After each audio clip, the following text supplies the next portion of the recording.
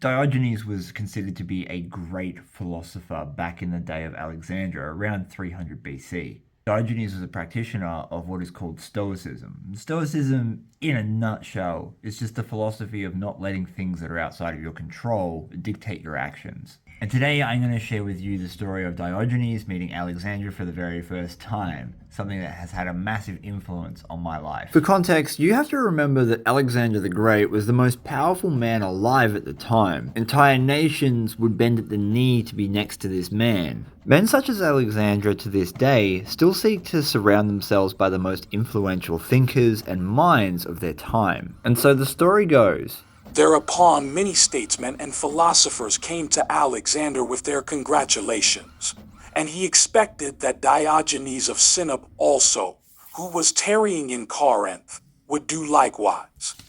But since that philosopher took not the slightest notice of Alexander, and continued to enjoy his leisure in the suburb Cranaean, Alexander went in person to see him, and he found him lying in the sun. Diogenes raised himself up a little when he saw so many people coming towards him, and fixed his eyes upon Alexander. And when that monarch addressed him with greetings, and asked if he wanted anything, "Yes," said Diogenes, "stand a little out of my sun."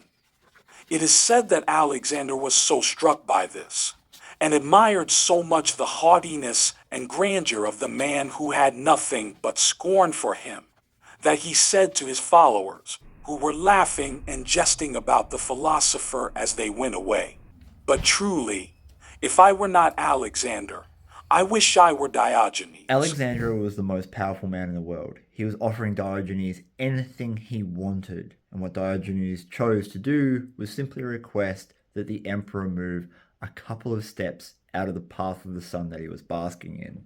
There are many conclusions that you can draw from this story, but the one that resonates with me the most at the moment is that even though Alexandra was the most powerful person on planet Earth, he was treated as nothing more than just a man. And in the day of social media influencers, I think that's an incredibly important thing to remember. No matter what sphere of influence you have, you are nothing more than a monkey dressed in plant-based materials with a finite life in an infinitely expanding universe.